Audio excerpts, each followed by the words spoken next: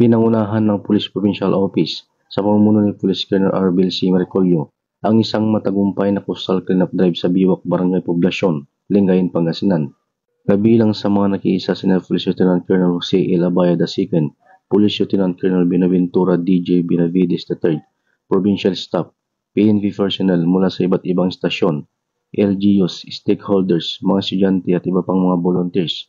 Umabot sa humigit kumulang 230 katao na kilok sa aktibidad.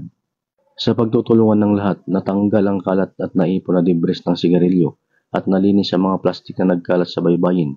Layunin ng aktibidad na makatulong sa pagpapanumbalik ng kalinisan ng lugar at mapalakas ang kamalayan ng komunidad tungkol sa pangangalaga sa kapaligiran.